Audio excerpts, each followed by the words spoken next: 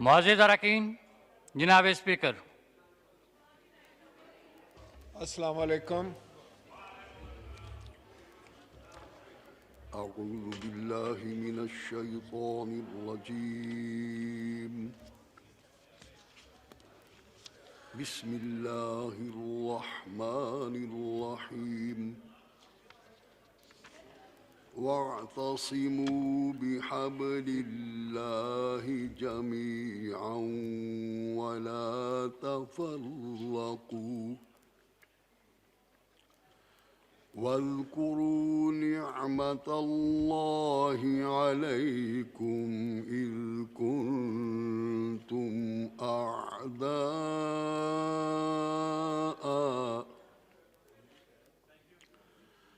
فألف بين قلوبكم فأصبحتم بنعمته إخوانا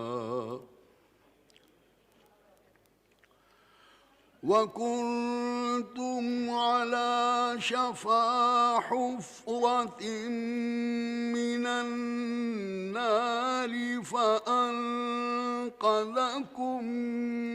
منها كذلك يبين الله لكم آياته لعلكم تهتدون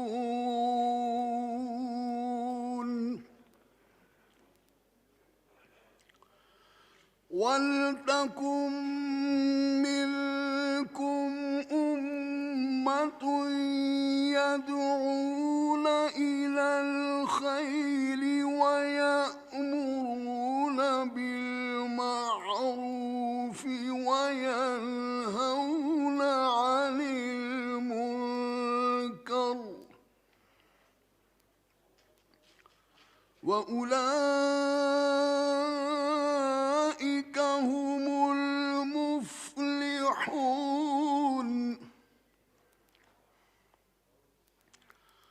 ولا تكونوا كالذين تفرقوا واختلفوا من بعد ما جاءهم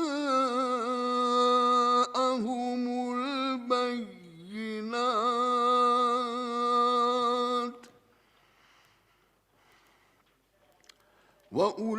وأولئك لهم عذاب عظيم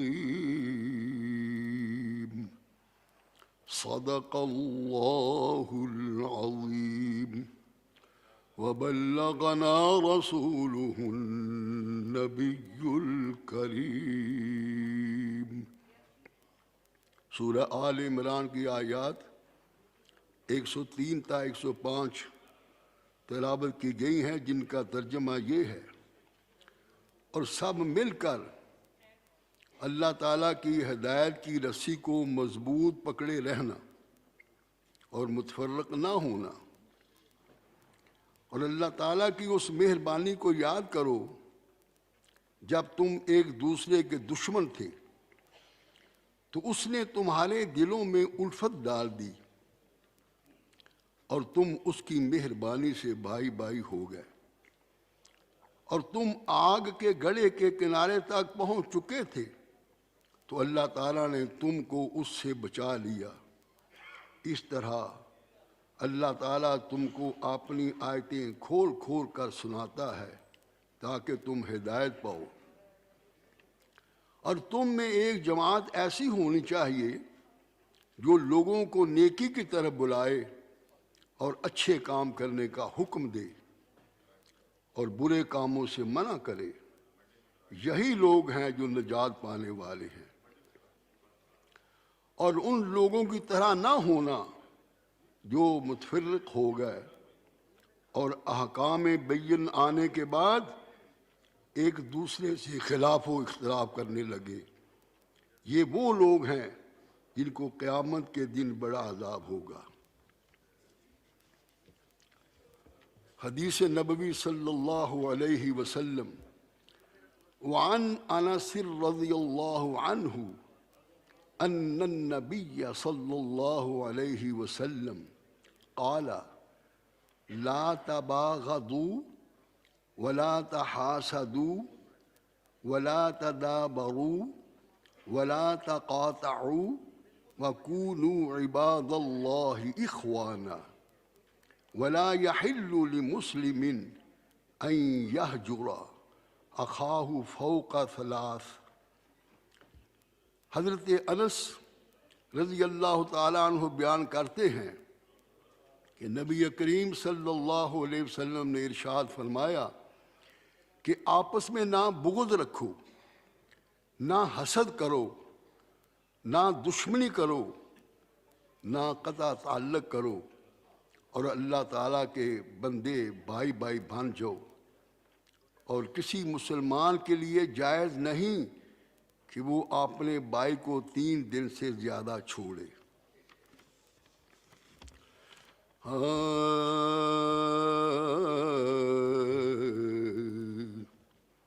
न होता गर मदीना देखने को, न होता गर मदीना देखने को, तो फिर दुनिया में क्या था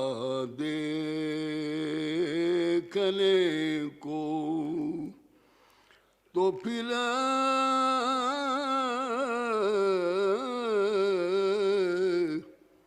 दुनिया में क्या था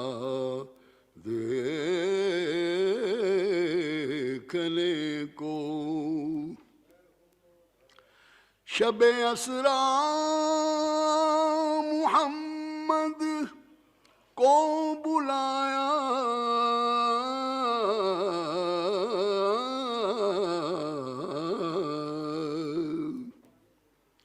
शब असरा मुहम्मद को बुलाया,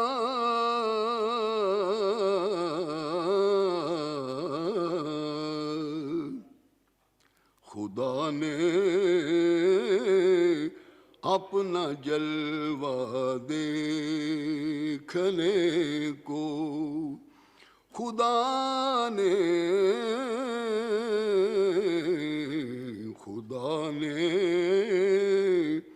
अपना जलवा देखने को। चला था नूर से जब नूर मिलने,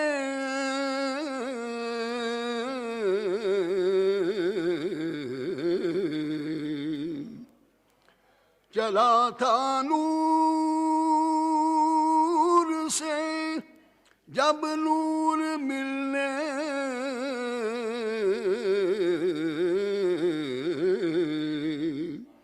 ज़माना रुक गया था देखने को, ज़माना रुक गया था देखने को। न होता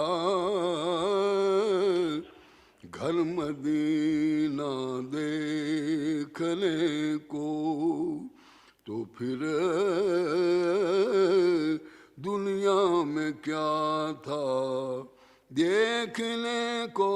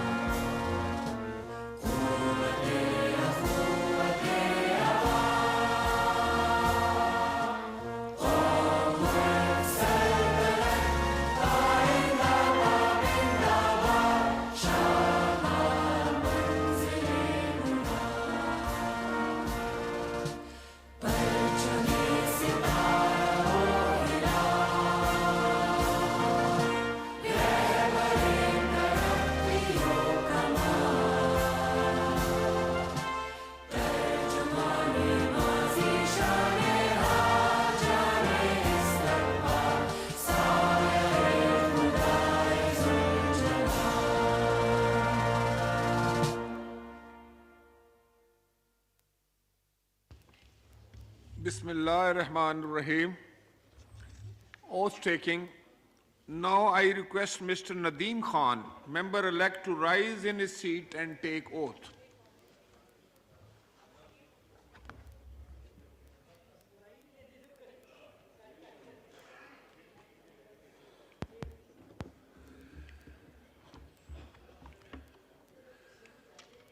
Bismillah ar-Rahman ar-Rahim. बिस्मिल्लाहिर्रहमानिर्रहीम। मैं नदीम खान सिद्दीक दिल से हल्फ उठाता हूँ सिद्दीक दिल से हल्फ उठाता हूँ कि मैं खुलूस से नीयत से कि मैं खुलूस से नीयत से पाकिस्तान का हामी पाकिस्तान का हामी और वफादार रहूँगा और वफादार रहूँगा कि बहैसियत रुकन कौमी असम्बली के बहैसियत रुकन कौमी असम्बली मैं अपने फ़राइज़ मनसबी मैं अपने फ़राइज़ मनसबी ईमानदारी अपनी इंतहाई सलाहियत अपनी इंतहाई सलाहियत और वफादारी के साथ इस्लामी जमहूरिया पाकिस्तान के आइन इस्लामी जमहूरिया पाकिस्तान के आइन और कानून और असम्बली के कवायद के मुताबिक और हमेशा पाकिस्तान की खुद मुख्तारी सालमियत इस्तेहकाम बहबूदी और खुशहाली की खातिर सर अंजाम दूंगा कि मैं इस्लामी नजरिए को बरकरार रखने के लिए कोशां रहूंगा जो क़याम पाकिस्तान की बुनियाद है और ये कि मैं इस्लामी जमहूरिया पाकिस्तान के आइन को बरकरार रखूंगा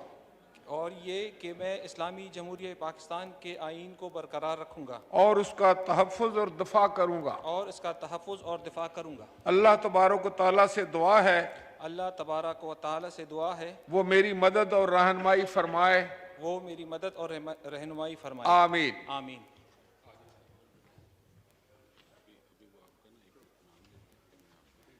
The honorable member is invited to come and sign the roll of member placed on my left side.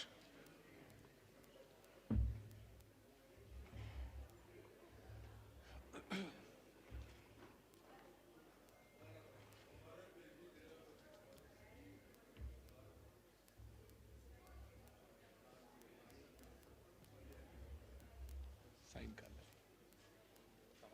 अस्सलाम वालेकुम।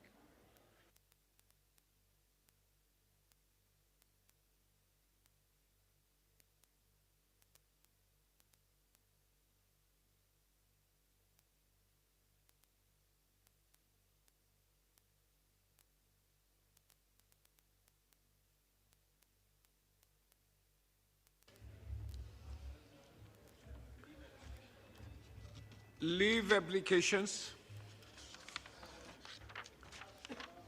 Mr. Naveed Darrow has requested for the grant of leave for 15th and 17th February 2023. Is leave granted? Granted.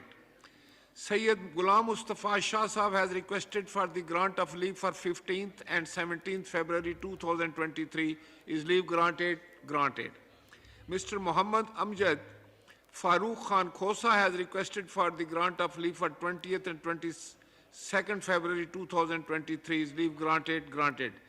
Mr. Mahesh Kumar Malani has requested for the grant of leave for 22nd February 2023. Is leave granted? Granted. Sayyid Imran Ahmad Shah Sahab has requested for the grant of leave for 22nd February 2023. Is leave granted? Granted. Mr. Alam Dad Lalika has requested for the grant of leave for the whole current session. Is leave granted? Granted. Dr. Nafisa Shah has requested for the grant of leave for the whole current session. Is leave granted? Granted. Dr. Shazia Sobi Aslam Sumro has requested for the grant of leave for 22nd February 2023. Is leave granted? Granted. Mr. Muhammad Khan Daha has requested for grant of leave for 20th February 2023. Is leave granted? Granted. Item number 1. Item number 2, calling attention notice. Note करा लें फिर आप ले लें. Mr. Qadir Khan Mandokhail to move item number 2, calling attention of Minister for Finance and Revenue. Not present. जी जनाब शतराली साहब, मौलाना अब्दुल अकबर शतराली साहब। जनाब स्पीकर, एक अहदुनाक, शर्मनाक, अजियतनाक वाक़या बलूचिस्तान में हो चुका है, जो आपके मालूम में है। अखबारात में कई रोज़ से पहले भी बातें आ रही थी। एक आदमी के 5 बच्चियाँ ये एक सूबाई वज़ीर के प्राइवेट कैद खाने में बंद हैं, और ख़ातून ने फिर अपने बच्चों के बारे में ख़दशा ज़ाहिर किया और लोगों से अपील की, सूबाई हुकूमत से अपील की और मुतल्लक़ा हुकाम से अपील की, लेकिन उसका नतीजा ये नहीं निकला कि 2 बच्चों के साथ उस खातून को भी कत्ल कर दिया गया। और कल से वो लोग लाशों को उठाए धरना दे रहे हैं वज़ीर आला हाउस के सामने। जनाब स्पीकर, ये वाक़यात जो हुए हैं, यह हकीकत ये है कि आम आदमी इसको नहीं करता। खातून ने जिस फ़र्द पर, खेतरान साहब जो वज़ीर हैं सूबाई, उस पर उन्होंने उंगली उठाया ही नहीं है, निशानदेही नहीं की है, बल्कि कुरान मजीद को हाथ में रख कर एक खातून वो ये कह रही है कि मेरे बच्चे जो हैं उनके कैद खाने में हैं, नज कैद खाने में हैं, और वहाँ से उनको छुड़ा दिया जाए। और अब ये उसके दूसरे तीसरे रोज़ उस खातून को उनके बच्चों के साथ जालिमाना अंदाज में, अजियतनाक हालत में उनको कत्ल करके और कुआं में फेंक दिया गया है। जनाब स्पीकर, आप रूलिंग दे दें कि फौरी तौर पर इसके खिलाफ FIR होना चाहिए, इस बंदे को गिरफ्तार करना चाहिए और इसको शामिल तफ्तीश करना चाहिए। मैं चीफ जस्टिस ऑफ पाकिस्तान से ये अपील करूँगा, ये मुतालबा करूँगा कि देखें, मोहम्मद इब्न कासिम ने सिर्फ एक बहन की फरियाद पर, जनाब स्पीकर, वो सिंध में दाखिल हुए, राजा दाहिर के खिलाफ उन्होंने जिहाद किया। आज हमारे माँ, हमारी बहनें शहीद हो गई और फिर कुछ बच्चे उनके वो इस वक्त भी कैद में हैं। लिहाजा जनाब स्पीकर, मैं आपसे भी रूलिंग चाहूँगा कि आप सूबाई हुकूमत को ये रूलिंग दे दें कि फौरी तौर पर इसके कातिलों को गिरफ्तार करके कड़ी सज़ा दी जाए, ताकि आइंदा के लिए इस तरह के जुल्म और ज़्यादती रूनामा न हो। शुक्रिया जनाब स्पीकर। शुक्रिया जनाब। उनको देके प्राप्त को डॉक्टर शहनाज ब्लोच साहिबा। जी सर। जी बिस्मिल्लाहिर्रहमानिर्रहीम। Thank you sir. मैं भी यही बात करना चाह रही थी। बलूचिस्तान नेशनल पार्टी का जो दूसरा इशू है कि अभी कुछ दिन पहले माहल बलोच खातून के नाम से उसको वही जबरी गुमशुदगा में शामिल हो गई है। अब ये 20 साल से और यहाँ पे 5 साल से सरदार अख्तर जान मैंगल इसी काम के ऊपर काम कर रहे थे। इतनी मिन्नतें की, इतनी बातें की, इतनी वो बनी है कमेटियाँ, लेकिन क्या रिज़ल्ट है कि अब औरतों पे हाथ उठाना शुरू कर दिया। अब लड़के सारे उठा के ले गए, औरतों की बारी है। क्या इस मुआशरे में हमें ये सिखाया गया है? क्या हमारे मुआशरे में औरत की यही हकूक़ है कि अब उनको अगवा किया जाए? तो ये तो चीज़ें जो है वो किस तरफ जा रही हैं। हम इतनी परेशानी के आलम में बलूचिस्तान के हवाले से, मुझे थोड़ा सा टाइम दे सर, मैं एक आपको रुदात सुनाना चाहती हूँ, प्लीज़ आप सब लोग सुन लें। मैं ज़ाती तौर पे 10 साल, मैंने 54 से 64 तक मेरी ये पैदाइश का टाइम है। 71-75 से मैं पंजाब गई MBBS करने के लिए। आप यकीन करने, मैं टाट के स्कूल से वहाँ पढ़ने गई। वहाँ जब उस वक़्त भी जाके मैंने देखा, और मैंने वहाँ पंजाब ने मुझे पाला, लेकिन मैं सारा वक्त डरती रही कि कोई ये ना कहे कि मैं बलोच हूँ। देखें, अब मैं क्या बताऊँ आपको, जो डिफरेंस बलूचिस्तान और पंजाब का था, ज़मीन आसमान का। वहाँ जो मेरी सहेलियाँ थी या जिनसे बैठते थे, वो कहते थे हमारा भाई कमिश्नर है, हमारा भाई DC है, हमारी खाला प्रोफेसर है। मैं उनको तकती थी कि हाँ वाकई ऐसे भी होता है। वहाँ जाके सर मैंने पहली दफ़ा बॉल पेन देखा। हम डॉलर के उससे लिख के पढ़ के, टाट के स्कूल से पढ़ के, आज माशाल्लाह 40 साल की बलूचिस्तान में सर्विस करने के बाद यहाँ तक पहुँची हूँ। लेकिन मैं इसलिए रुदात बता रही हूँ। आप मुझे ये बताएं, कि किसने कहा था कि पाकिस्तान के लिए इतना कर्जा लो? किसने कहा था कि ये क्या हम नहीं पले थे? क्या हमने MBBS और FCPS नहीं किया? दवात कलम जो डॉलर होता है उसमें पढ़ के नहीं हुए? ये क्यों 80 के बाद हमारे ऊपर ये मुसीबत आई कि हम कर्जों में दलदले दबते चले जा रहे हैं? ये हमारे पंजाब को क्यों समझ नहीं आ रही? हमारे सिंध को क्यों समझ नहीं आ रही? ये पाकिस्तान को कहाँ पहुँचा दिया? बलूचिस्तान तो था ही तबाह, अब जो आते आते जो है वो औरतों को भी उठाना शुरू कर दिया। ये बजट की बात हो रही थी, सब चीज़ें बातें मैं पहले भी मेंशन कर चुकी हूँ। मुझे कोई ब्लैक एंड वाइट में ये बता दे कि क्या गुनाह किया 1.5 करोड़ आबादी जो बलूचिस्तान में रहती है कि न रोटी है, न कपड़ा है, न मकान है, न तालीम है, न रोड है, न चीनी है। अब वो जो मैं बताना चाहती, सॉरी मैं थोड़ा सा मिस कर गई, जब वो 10 साल मैंने ज़िंदगी के गुजारे सर, हम जहाँ रहते थे वहाँ पानी भी नहीं था, बिजली भी नहीं थी, राशन पे आटा मिलता था, राशन पे चीनी मिलती थी। ये मैं 60 से 70 की बात कर रही हूँ, जहाँ वाले साहब जॉब करते थे। फिर हम पल पड़ गए ना, बड़े हो गए, सब इतने काबिल हो गए कि हम सब 20 ग्रेड के रिटायर्ड प्रोफेसर हैं। लेकिन ये मुझे बताया जाए कि ये 80 के बाद जो पाकिस्तान के साथ तमाशा हुआ है, ये किसका किया हुआ है? क्यों ये इतनी गुर्बत आ गई है? क्यों इतनी महंगाई आ गई है? अब मुझे बताएं कि बलूचिस्तान का एक एक बच्चा कहाँ जाए तो कहाँ? औरतें अगर वो हैं तो औरतों को उठा रहे, पढ़े कैसे, किधर से जॉब लेंगे? तो ये सारी चीज़ें जो है बड़ी अंधोनाक है। आप लोग ज़रा गौर से सोचें और मुझे कोई बताए कि ये मेरे पाकिस्तान पे इतना कर्जा क्यों है। हम बलूचिस्तान ने तो पाकिस्तान को ओन किया था, हमारे लीडरों ने, अताउल्लाह मैंगल साहब ने, मरहूम ने। अब अख्तर जान मैंगल इतने बात करते हैं आके, कोई सुनने के लिए तैयार ही नहीं। हर कोई ऐसे कह देता जी कोई बात नहीं, छोड़ो, क्या 1.5 करोड़ की आबादी? 1.5 करोड़ की आबादी का क्या मतलब है? जो छोटा भाई है वो जैसे सड़े जैसे मरे, आप लोग सब बर्दाश्त करते रहे? ऐसा नहीं करें प्लीज़। हर कोई अपने उसको रिव्यू करे, अपने पॉलिसी को ठीक करें।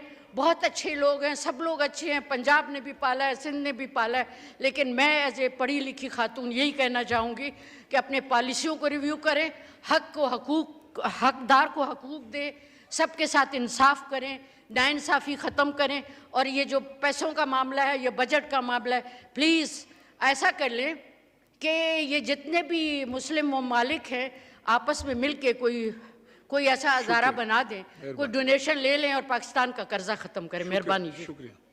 सैयद महमूद शाह साहब। शुक्रिया जनाब स्पीकर साहब।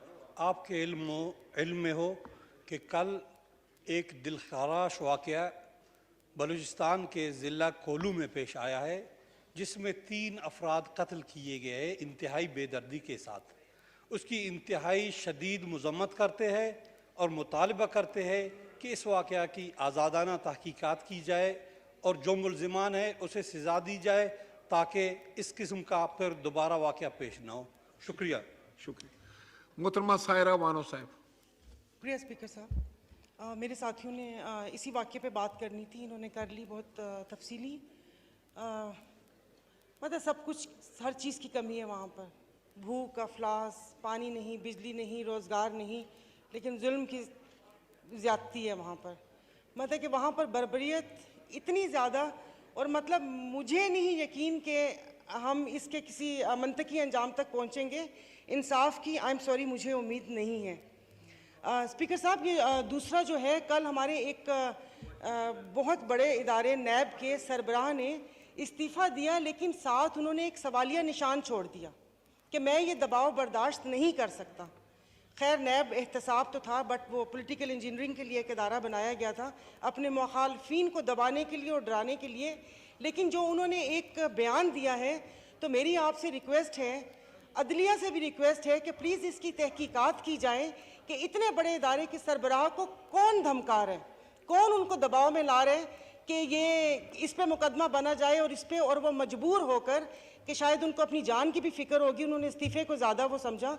तो प्लीज़ मतलब मेरा यही था पॉइंट ऑफ ऑर्डर पे बात करना कि प्लीज़ इसकी वो तहकीकात करवा लीजिए। मोहतरमा नसीबा चन्ना साहिबा। शुक्रिया स्पीकर साहब। अभी हमारी बहन ने बात की, मुहतरमा डॉक्टर शहनाज साहिबा ने, मुझे बहुत अफसोस हुआ इस बात का भी जो बलूचिस्तान में ये वाक़या हुआ है, तो ये बड़ा संगीन वाक़या है। इवन कौन सा भी सूबा हो, पाकिस्तान के अंदर हर सूबे में इंसाफ होना चाहिए, हर सूबे में इंतकाम होना चाहिए, हर सूबे में लोगों की हिफाजत करनी चाहिए। मगर मेरी बहन ने जो सिंध का नाम लिया, अभी मैं आपसे ये सवाल करती हूँ कि ये वाक़या बलूचिस्तान में हुआ है, हमें खुद दुख हुआ है, क्योंकि वो जो वहाँ पर हो रहा है वो भी इंसान है, हम भी इंसान है, हमें हर सूबे से हमदर्दी है। मगर सिंध के लिए जो आपने नाम उठाया, जो भी यहाँ पर बात करता है तो पहले सिंध का नाम लेता है। सिंध ने कौन सी तकलीफ दी है किसी को? आप हमें ज़रा बताएं तो सही। सिंध तो किसी का नाम नहीं लेती है, सिंध तो हर सूबे के साथ हमदर्दी भी करती है, हर सूबे का एहतराम भी करती है। मगर फिर भी हर इंसान जब भी कोई यहाँ मेरा मेम्बरान होकर बात करता है तो सिंध का नाम लेता है। तो सिंध के अंदर जो सिंध की गवर्नमेंट काम कर रही है वो किसको नजर नहीं आ रही है? सिर्फ खामियां नजर आ रही है, खूबियां नजर नहीं आ रही है। थैंक यू जी। जनाब मोहम्मद अबू बकर साहब। शुक्रिया स्पीकर साहब। पहले तो मैं जो बलूचिस्तान में अंदोनाक वाक़या एक हुआ है, ये जाहिर कर रहा है कि पाकिस्तान आज 75 साल गुजरने के बावजूद आज भी 1400 साल पहले जब बच्चियों को नमक चटाकर मार दिया जाता था, उसी किस्म की सोच रखने वाले आज भी इस तरक्की याफ्ता पाकिस्तान में मौजूद हैं। एक तरफ तो हमें शिकायत अदारों से रहती है कि वो किसी न किसी हवाले से, किसी क्रिमिनल एक्टिविटीज़ के हवाले से, चाहे वो मुल्क के ख़िलाफ़ कोई एक्टिविटीज़ हो या कोई माशरे के ख़िलाफ़ एक्टिविटीज़ हो, उस बुनियाद पर गिरफ्तारियां होती हैं और सालों उनका पता नहीं चलता। वो दुख तो अपनी जगह मौजूद है, लेकिन उसके साथ साथ वो जहनियत रखने वाले लोग आज भी इस पाकिस्तान में बदकिस्मती से मौजूद हैं, जिन्होंने अपनी निजी जेलें कायम कर रखी हैं और ज़माने जाहिलियत वाला आज भी कहीं ना कहीं दौर मौजूद है। लिहाजा पाकिस्तान को बदनामी से बचाने के लिए और दुनिया को ये बताने के लिए कि ये सोच पाकिस्तान के 22 करोड़ अवाम की सोच नहीं है, ये सोच पाकिस्तान की हुकूमत की नहीं है, लिहाजा इस किस्म के इक़दामात को रोकने के लिए ऐसे इक़दामात उठाए जाएं।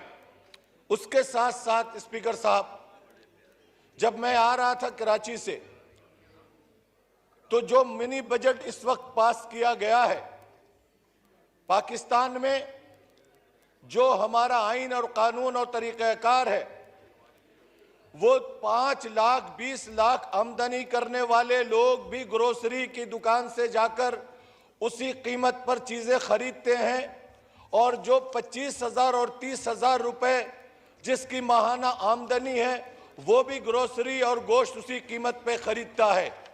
गरीब और अमीर के लिए कोई यहाँ पे ऐसा निज़ाम नहीं कि गरीबों को कोई सब्सिडीज दी जाए। अगर कोई मोटरसाइकिल रखता है तो उस कम से कम मोटरसाइकिल चलाने वाले को पेट्रोल की कीमत के ऊपर कोई ऐसी सब्सिडीज दी जाए कि चले गाड़ी वालों को ना दें, लेकिन जो मोटरसाइकिल इस्तेमाल कर रहा है गरीब तबका, उसके लिए कम से कम फैसिलिटीज दी जाए।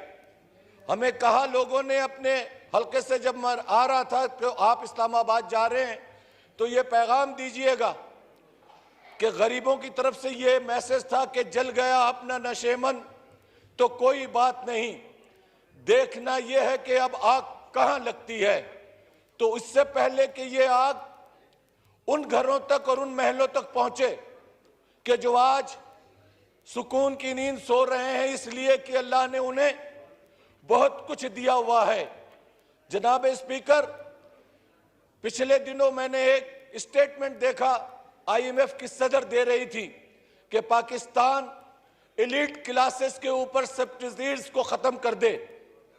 एक वो अदारा जो हमें कर्ज भी दे रहा है, साथ मशवरा भी दे रहा है, लेकिन हमने ये तहिया कर रखा है कि ना हम बेहतरी की तरफ जाने के लिए कोई इक़दामात उठाने के लिए तैयार हैं और ना शायद हम उस तरफ जाना चाहते हैं। वरना पाकिस्तान में ऐसे अदारे मौजूद हैं जो पिछले 40 साल से व्हाइट एलिफेंट की हैसियत रखते हैं, अरबों खरबों रुपए उन अदारों को आज अदा किया जा रहा है, लेकिन उसके बारे में कोई फैसला ना पिछली हुकूमतें कर पाई ना आज की हुकूमत कर पा रही है।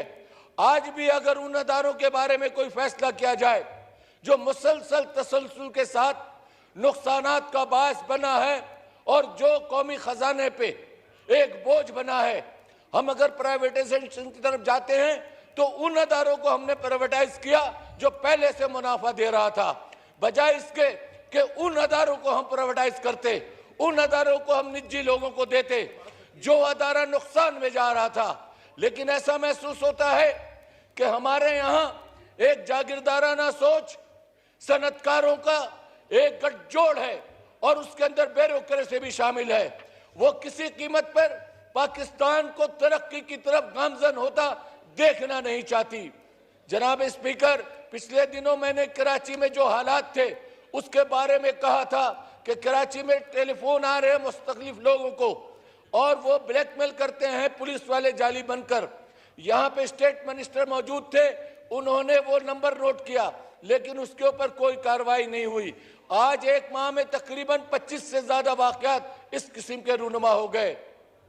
आज जो हमें प्रोटेक्शन देने वाले अदारे हैं, जो अवाम को तहफ़्फ़ुज़ फराहम करने वाले अदारे हैं, हमने संजीदगी से उसके ऊपर गौर नहीं किया। कराची जो पाकिस्तान का माशी हब है उस पे उस तरह से हमने गौर नहीं किया, उसको उस तरह से प्रोटेक्ट करने की कोशिश नहीं की, उसको आज तक सेफ सिटी का दर्जा नहीं दिया। नतीजा ये हुआ कि वहां पे पुलिस के हेड ऑफिस पे दहशतगर्दों ने हमला किया। 4 घंटे तक वो वहां पे मौजूद रहे। वो अदारा जो अवाम के तहफ़्फ़ुज़ के लिए बना है, जिसकी तरफ अवाम देखती है, अगर वही इस तरह के सूरत हाल से दो चार हो जाए तो आप बताएं स्पीकर साहब, फिर आम आवाम का, हम जैसे लोगों का, गरीब लोगों का, आम जो माहौल है वहां पे, उसका क्या होगा? अगर वो दहशतगर्द उस पुलिस हेड ऑफिस के बजाय किसी पब्लिक प्लेस पे दाखिल हो जाते हैं तो आप अंदाजा लगा सकते हैं कि कितना बड़ा नुकसान होता। क्या हम सिर्फ पेशावर के वाक़े के बाद एक बयान दें, दुआ कराएं, फिर उसके बाद कराची में वाक़या हो, फिर मरहूमिन के लिए दुआ कराएं और बयान दें, और इससे आगे हम नहीं जा सकते। स्पीकर साहब, पाकिस्तान की सूरत हाल इस वक्त जिस मोड़ पे है उसके लिए दहशतगर्दी का खात्मा जरूरी है, और इसके खात्मे के लिए हर बड़े शहर को कम से कम सेफ सिटी का दर्जा दिया जाए। CCTV फुटेज जो हासिल की जाती है, कैमरे लगाए जाएं, और वाकयात होने के बाद उन अदारों के अंदर पेशबंदी ना की जाए, उन अदारों के अंदर उसके बाद मेजर्स ना लिए जाएं, बल्कि वाकयात से पहले उन तमाम हसास अदारों को, उन तमाम जगहों पे कम से कम सिक्योरिटी के बेहतर माहौल को पैदा करने की कोशिश की जाए। बहुत बहुत शुक्रिया। Thank you. मुअज़्ज़िज़ अरकान, आपकी इतला के लिए कि डिग्री कॉलेज कलात बलूचिस्तान के असातिज़ा और तुलबा हमारी गैलरी में तशरीफ़ रखते हैं, हम उन्हें खुश आमदीद कहते हैं।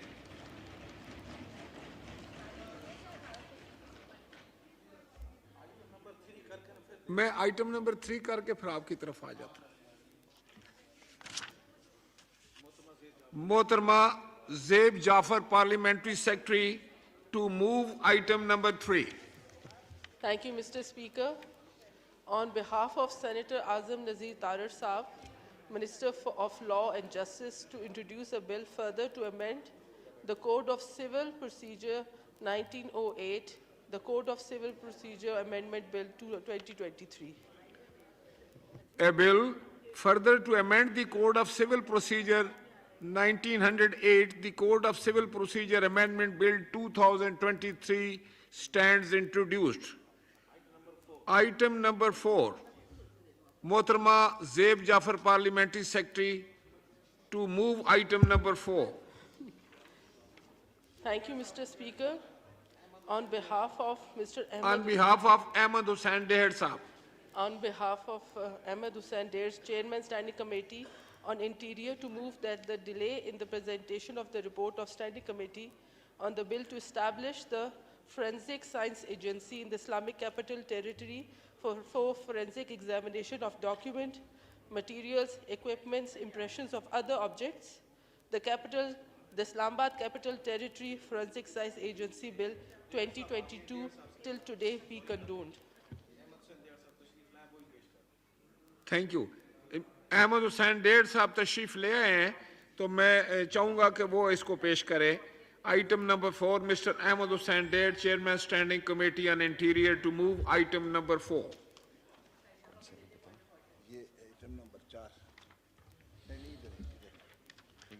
आइटम नंबर 4 डेढ़ साहब जी सर, मूव कर रहे हैं। स्टैंडिंग कमेटी ये वाला करना जी, to move that the delay in the presentation of the report of standing committee on the bill to establish the forensic science agency in the Islamabad capital territory for the forensic examination of documents, materials, equipments, impressions of other objects, the Islamabad Capital Territory Forensic Science Agency Bill to 2022 till today be condemned. Now I put the motion as moved to the House. All those in favor of the motion may say aye. All those in favor of the motion may say aye. All those against it may say no. I think the ayes have it, and consequently the motion is adopted. Item number 5, Mr. Ahmad Hussain Dad, Chairman Standing Committee on Interior, to move item number 5.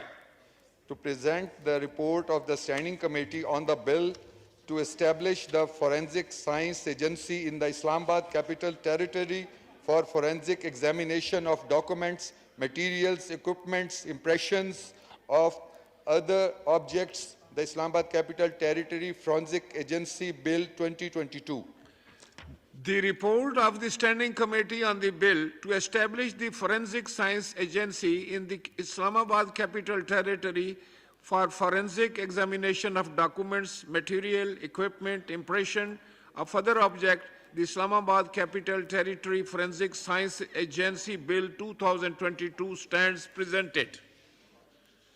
Item number 6, Sheikh Fayazuddin, Chairman Standing Committee on Overseas Pakistanis and Human Resource Development, to move item number 6. शुक्रिया जनाब speaker. पहले तो मैं ये एहतजाज करता हूँ कि दफ्तर ने मुझे ना कोई फाइल दी है और ना मुझे बताया गया है कि मैंने ये रिपोर्ट पेश करनी है। बहरहाल ये बहुत बुरी बात है, उनको चाहिए कि अपडेट किया करें। आपके पास तो पूरा अमला है, आप उस पर एक्शन लें अगर किसी ने आपको बे नहीं किया। सर अमला बराह रास्त आपके बात है। सर मुझे अख्तियार दें तो मैं इंशाअल्लाह इसका जवाब अच्छी तरह आप लिख कर भेजें, जो भी आपकी शिकायत है, will take action.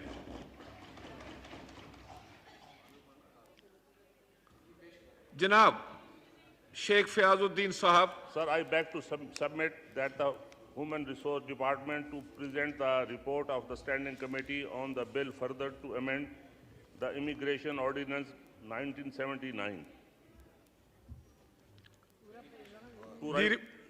The report of the Standing Committee on the bill further to amend the Immigration Ordinance 1979, the Immigration Amendment Bill 2023 stands presented. जनाब रमेश कुमार वाकवानी साहब। शुक्रिया सर। सबसे अहम इस वक्त जो टॉपिक है वो है मुल्क के अंदर लॉ एंड ऑर्डर और मुल्क की इकोनॉमी। मेरी बहुत इसके ऊपर सर गहरी नज़र रहती है और मैं अमूमन जब भी ऐसे हालात होते हैं तो मैं उसके लिए पहले बताता हूं कि ये चीज़ें हम इस गलत डायरेक्शन के ऊपर जाते हैं, और मैं असेंबली में भी बात करके बताता हूं और मैं लिख के भी बताता हूं। हमारा ये माहौल कब ख़राब हुआ? जब अमेरिकन फ़ौज का इनखला हुआ अफ़गानिस्तान से, जिसके लिए हम तालियां बजा रहे थे कि ये हो रहा है वो हो रहा है, उस टाइम से ख़राब हुआ। मैंने उस टाइम पे भी यहाँ पे भी बात की थी और उस टाइम पे भी लिखा था कि हमें अपनी मुल्क की अपने इंटरनल इश्यूज के ऊपर देखना चाहिए, हमें उस इश्यूज के ऊपर नहीं देखना चाहिए। और उसका सबसे बड़ा नुकसान पाकिस्तान को होगा। पाकिस्तान की जो इकोनॉमी है वो पूरी उस अफगानिस्तान की सपोर्ट के पीछे बैठ जाएगी। और वो मैंने उसी टाइम कहा था जब ये चीज़ें हो रही थी, मगर किसी ने उस चीज़ को वजन नहीं दिया। अगर उस टाइम पे ये सोचा जाता, उस टाइम पे अफगानिस्तान के अंदर 124 रुपए का डॉलर था और पाकिस्तानी रुपीस में रोजाना मिलियंस के हिसाब से पाकिस्तानी रुपीस वहां जाते थे और पाकिस्तानी डॉलर वहां पे 170 में परचेज होता था फ्रॉम काबुल, और यहां पे पाकिस्तान के अंदर वो पेशावर में 178 का डॉलर बिकता था। और आज 124 का अफगानिस्तान का डॉलर आज वहां पे 90 रुपीस का एप्रिशिएट हुआ है। अफगानिस्तान का रुपी 124 से 90 पे पहुंच गया है।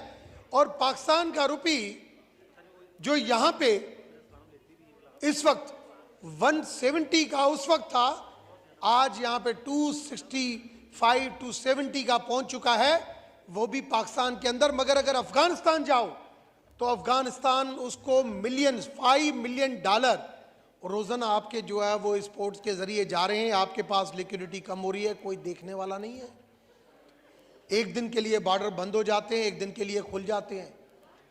आज से 1-1.5 साल पहले मैं शुमाली वजीरिस्तान गया था, वहां पे मैंने जीओसी के सामने बात की, फिर मैंने आके यहाँ पे बताया कि आपने फाटा के साथ जो कमिटमेंट किए वो कमिटमेंट पूरी नहीं कर रहे, और ये वक्त आएगा ये बंदे फिर डॉलर के पीछे, ये दहशतगर्दी दोबारा आपके मुल्क में आएगी। आपने जो कुर्बानियां दी हैं वो कुर्बानी आपकी ऐसे रायगान चली जाएंगी। आपने सिर्फ फाटा को केपीके के साथ एक सैंपल के तौर पर इकट्ठा किया, मगर कभी भी उनके फ्री जोन की बातें कि हम इंडस्ट्रियलाइज करेंगे, हम ये करेंगे, उसके लिए फलाह के लिए काम करेंगे, मगर कभी किसी गवर्नमेंट ने फोकस नहीं किया, चाहे माजी में चाहे अभी। और आज केपीके सिर्फ नहीं, ये बहुत अलार्मिंग सिचुएशन है। आज इंटरनेशनल टूरिस्ट कैसे आ सकते हैं? कायदे-ए-आज़म मोहम्मद अली जिन्नाह ने कहा था कि पाकिस्तान को पाकिस्तान की ज्योग्राफी चलाएगी। मैं मानता हूं कि पाकिस्तान की ज्योग्राफी चलाएगी, मगर पाकिस्तान की ज्योग्राफी तब चलाएगी कि पाकिस्तान के अंदर अमन होगा। मगर क्या पाकिस्तान के अंदर हम अमन पैदा कर सके हैं? हमने कभी इसके ऊपर गौर किया है? एक हमारे लिए ये एक अलार्मिंग सिचुएशन थी। दूसरा आ गई इकोनॉमिकली सिचुएशन। जब भूख और बेरोजगारी बढ़ेगी, जब किसी बाप के या के बच्चे जब भूख से बैठेंगे तो वो क्राइम से नहीं अब कहेगा, वो कहेगा क्राइम हो कम से कम मैं, मेरे वहां पे बच्चे मरे, इधर से मुझे मार मिलेगी, मैं खाऊंगा मगर कम से कम अपने बच्चों के लिए करूं। मगर कभी भी इकोनॉमिकली, और आज नहीं, मैं 2002 से कहता आ रहा हूं कि पाकिस्तान की इकोनॉमिकली इश्यूज को टैकल करने के लिए, पाकिस्तान की फॉरेन पॉलिसी को टैकल करने के लिए हमें एक कंसोर्शियम बनाना चाहिए, जो कंसोर्शियम ऑल पॉलिटिकल पार्टी के ऊपर बेस करता हो। जब तक हमारी पॉलिटिकल स्ट्रेंथ नहीं होगी, आज भी मैं आपको सर, मैं 2 मिनट, उस दिन भी मैंने बजट के ऊपर बात नहीं की, मैं कभी भी इररिलेवेंट बात नहीं करता। वाइंड अप कर। अच्छा, आज भी अगर हमें सोचना चाहिए कि आईएमएफ हमसे कमिटमेंट लेता जाएगा, हम कमिटमेंट पूरी करते जाएंगे, मगर जब तक हमारे मुल्क के अंदर पॉलिटिकल स्टेबिलिटी नहीं होगी, आपके लिए न्यू डिमांड्स आएगी। मैं आज भी कहता हूं आपके लिए 3 डिमांड्स आ रही है।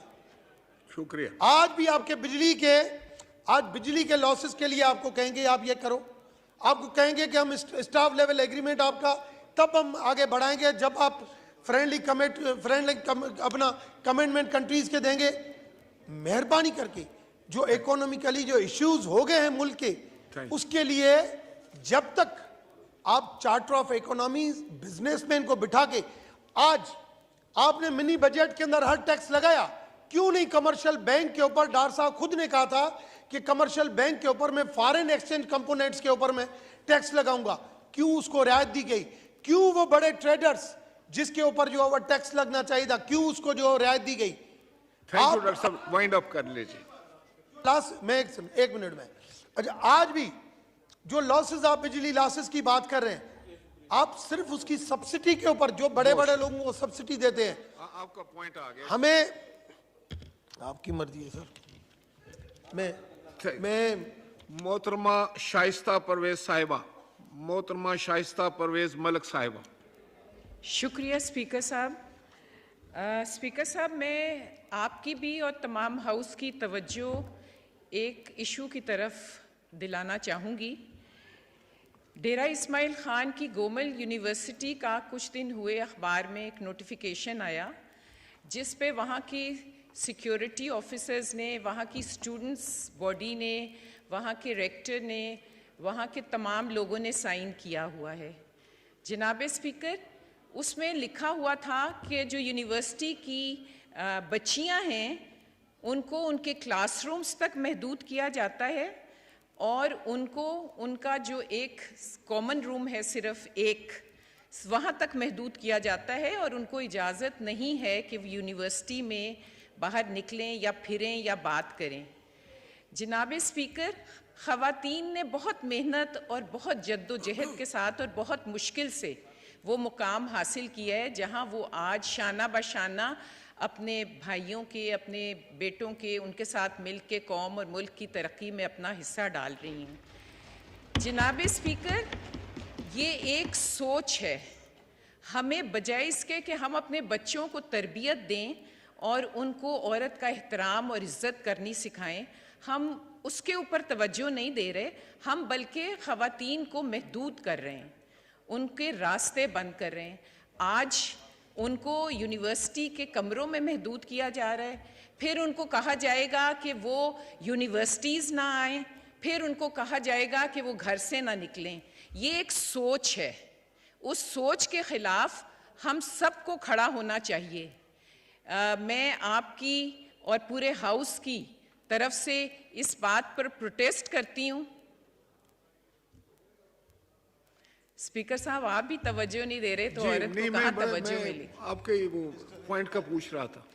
मेरा आई वुड लाइक कि आप you take notice of this, क्योंकि ये पाकिस्तान के अगर एक यूनिवर्सिटी में हो रहा है तो ये it can happen anywhere any time.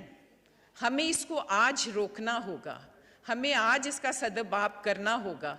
अगर हम आज बैठ के ये सोचते रहे कि ये आग हमारे घर तक नहीं आ रही तो ये आग बहुत जल्द पूरे पाकिस्तान में फैल सकती है। और हम आज अफ़गानिस्तान में लड़कियों को तालीम ना देने पर तड़प भी रहे हैं, प्रोटेस्ट भी कर रहे हैं और सब कुछ कर रहे हैं, लेकिन जब ये बात हमारे अपने घर आती है तो हम खामोश तमाशाई बने रहते हैं।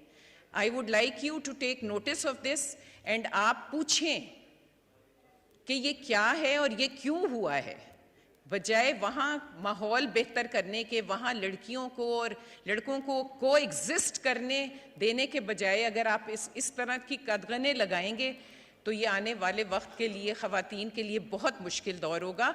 And we will not concede the space which has been given to us. हमने इसके लिए बहुत जद्दोजहद की है और I protest and I would like कि यहाँ जितने मेरे मेंबर्स बैठे वो इसका सदबाब करें। बहुत शुक्रिया जी। शुक्रिया मोहतरमा शाइस्ता परवेज़ मलिक साहिबा। आपने जो ये नुक्ता उठाया है, मैं चाहूँगा कि minister for education, federal education जो है, इस पे जो है वो एक रिपोर्ट जो है हमारे सामने पेश करें ताकि हम हाउस के सामने रखें उसको। जी नेक्स्ट हैं जी मोहम्मद जमालुद्दीन साहब। शुक्रिया जनाब स्पीकर साहब। मैं भी एक अहम मसले की तरफ अब की भी और इस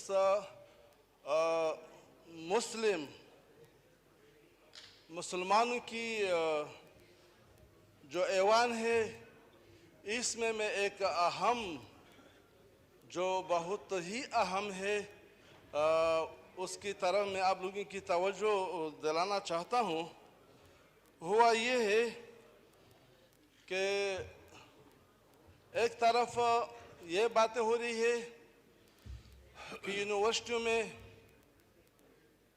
लड़कियों को दाखिला नहीं दी जा रही है, तो दूसरी तरफ मैं शर्म भी महसूस कर रहा हूँ, दुख भी कर रहा हूँ और साथ साथ अफसोस भी कर रहा हूं कि एक इस्लामी मुल्क में इस तरह क्यों हो रहा है, ये जरूरत किस तरह वो कर रही है। मैं आपकी तवज्जो कॉमर्स यूनिवर्सिटी में अंग्रेजी की परचम,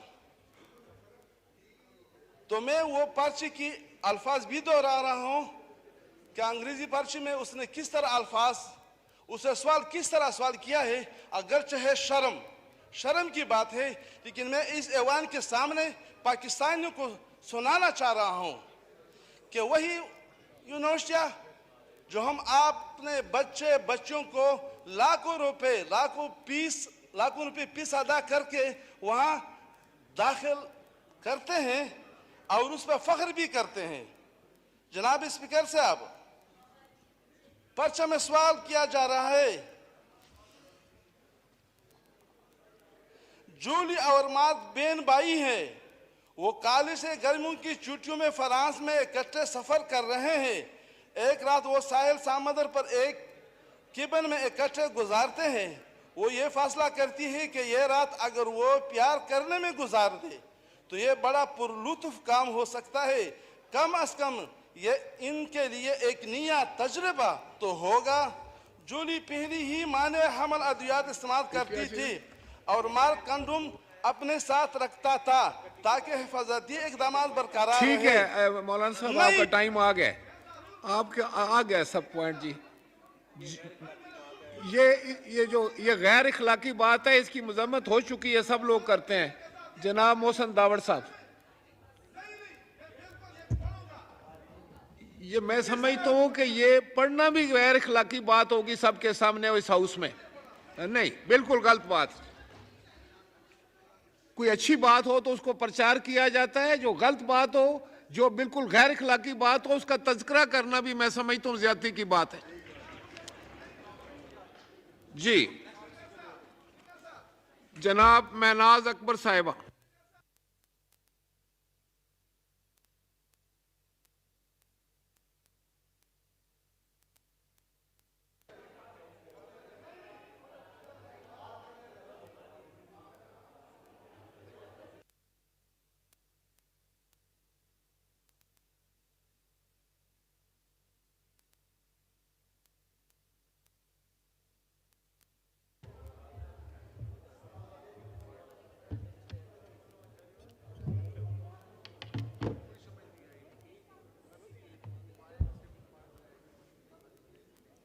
बिस्मिल्लाहिर्रहमानिर्रहीम। स्पीकर साहब, आपका बहुत बहुत शुक्रिया।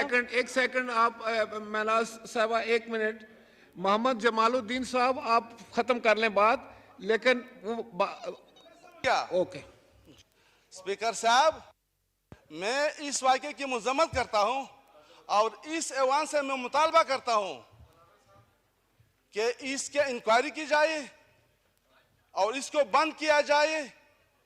ये हमारी माशरा को तबाही की तरफ ले जा रहे हैं। ये एजेंट है अमेरिकियों की, मगरिब के एजेंट है, यहाँ बैठे हैं। लिहाजा मैं तमाम पाकिस्तानियों से अपील करता हूं कि खुदारा अपने बच्चों को इसमें दाखिला न दे। मोहतरमा महनाज अकबर अजीज साहिबा। बहुत शुक्रिया स्पीकर साहब। स्पीकर साहब, मैं इस ऐवान की तवज्जो दिलाना चाहती हूँ जो इस वीकेंड पे एक वाक़या हुआ H9 के समाज से महरूम बच्चों के स्कूल में, और वहाँ एक कारी साहब थे जिन्होंने डंडे से मारा बच्चों को, इतना मारा कि वो डंडा टूट गया उनके हाथ के ऊपर। वो कॉलेज के स्टूडेंट थे और पहले तो रात को मारा, फिर सुबह जिस तरीके से उन्होंने जगाया, बाल नोचे, गर्दन दबाई, ये कोई और ये बात मैं यहाँ पर बावर करना चाहती हूँ कि सर बातचीत हो रही है इधर, ये बात मैं बावर करना चाहती हूँ कि इस्लामाबाद कैपिटल टेरिटरी के लिए प्रोहिबिशन ऑफ कॉर्पोरल पनिशमेंट यानी जिस्मानी तशद्दुद के ख़िलाफ़ बिल आ चुका है और उसके रूल्स भी अप्रूव हो चुके हैं। तो हमारी रेलिवेंट मिनिस्ट्रीज़ को इसके मुताबिक उनका इसका हवाला देते हुए उनको उस तरीके से ट्रीट करना चाहिए। मैं आज उस स्कूल में गई थी, मैं आपको बताना चाहती हूँ, मैं आज उस स्कूल में गई थी, मेरी उधर डायरेक्टर साहब से बात हुई, तो मैंने एक और अर्ज़ करनी है आपको। इमरान खान की बाकियात मुझे याद आ गई, शफकत महमूद की बाकियात मुझे याद आ गई। वो स्कूल, उस स्कूल को एजुकेशन मिनिस्ट्री के अंडर होना चाहिए। वहाँ उसातिज़ा थे, वहाँ बच्चे पढ़ रहे थे, इट्स एन एजुकेशनल इंस्टीट्यूशन। उस स्कूल को डाल दिया ह्यूमन राइट्स की मिनिस्ट्री के अंडर में। ये क्या, डिफरेंटली एबल बच्चे जो होते हैं उनको फेंक के आप अलहदा तो नहीं करते हैं, आप उनको मेन स्ट्रीम में इंटीग्रेट करते हैं। वहाँ इतना प्यारा बच्चे पढ़ रहे हैं। और ये भी मैं कहना चाहती हूँ कि हुकूमत ने इक़्तिदाम ले लिया है, ह्यूमन राइट्स मिनिस्ट्री ने, और उन कारी साहब को सस्पेंड कर दिया है। मगर यह है सर, लेकिन यह है कि इन स्कूलों को जो हमारे डिफरेंटली एबल बच्चों के लिए है, इनको आप अलहदा मत करिए और एजुकेशन मिनिस्ट्री में ही रहने दीजिए। बहुत शुक्रिया। Thank you. मोहतरमा नाज बलोच साहिबा। थैंक यू स्पीकर साहब, शुक्रिया बहुत बहुत। स्पीकर साहब, मैं तवज्जो दिलाना चाहती हूँ इस बारखान वाले वाक़ये की तरफ। मुझसे पहले भी मुअज़्ज़ज़ मेंबरान जो है इस पे बात कर चुके हैं, लेकिन ये बहुत ही दिलखराश वाक़या जो बारखान में पेश आया। एक माँ अपने बच्चों को बाजियाब कराने की फ़रियाद जो है वो जब पहुँचा रही थी आला तरीन इदारों तक, तो ऐसे में उस माँ समेत उसके बच्चों को तशद्दुद करके सफ़ाकी के साथ जिस तरह से जो दिलखराश वाक़या हुआ और उसके बाद जिस बेदर्दी से उनका कत्ल किया गया, इसकी जितनी भी मज़म्मत की जाए स्पीकर साहब बहुत कम है। और चूँकि ये वाक़या कहीं पर भी होता, पूरे पाकिस्तान में किसी भी जगह होता, तो हमारा वही तकलीफ़ हमें होती। लेकिन स्पीकर साहब, ये वाक़या मेरे बलूचिस्तान में हुआ है, जहाँ पे हमारी माएँ, हमारी बहनें बहुत डिप्राइव्ड हैं। उनको अपने बुनियादी हकूक़ जो है, जो बेसिक ह्यूमन राइट्स हैं, फंडामेंटल राइट्स तक मुहैया नहीं हैं। बलूचिस्तान की ख़वातीन आज भी तालीम से महरूम है और मेरा दिल खून के आंसू रोता है जब मैं देखती हूँ कि मेरे बलूचिस्तान के बच्चों के हाथों में कलम नहीं है। आज भी हम बलूचिस्तान के मासूम बच्चों के और तालिब इल्मों के, बलूचिस्तान की ख़वातीन, माँ और बहनों की बुनियादी हकूक़ के लिए अगर पार्लियामेंट में आवाज़ बुलंद कर रहे हैं, तो स्पीकर साहब ये बहुत ही तकलीफ़ की बात है। और इसका मकसद ये हुआ कि बलूचिस्तान को जिस तरह सालों से इग्नोर किया गया, आज भी मेरा प्यारा बलूचिस्तान वैसा ही इग्नोर होता जा रहा है। अफसोस तो इस बात का है कि जहाँ भी हमारे जो पब्लिक रिप्रेजेंटेटिव्स होते हैं, उनकी तरफ लोग एक आस और उम्मीद से देखते हैं। अल्लाहु अकबर, अल्लाहु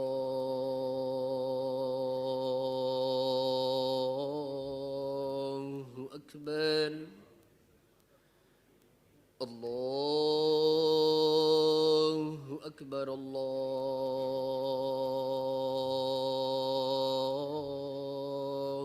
अकबर। अशहदु अल्ला इलाहा इल्लल्लाह,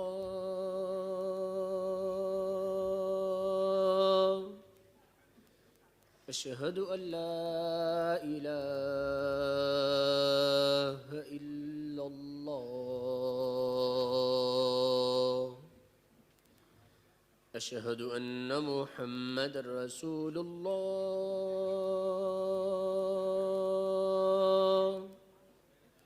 अशहदु अन्ना मुहम्मदर रसूलुल्लाह।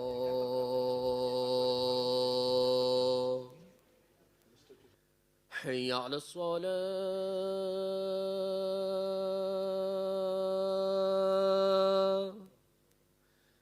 हय्या अलस्सलाह,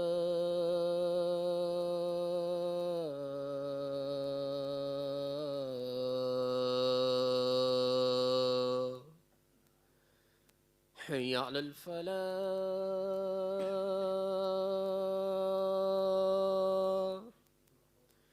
हय्या अलल फलाह।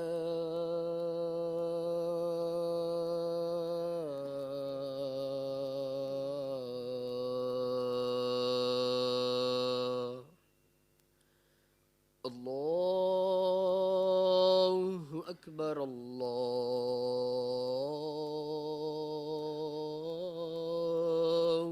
अकबर, ला इलाहा इल्लल्लाह।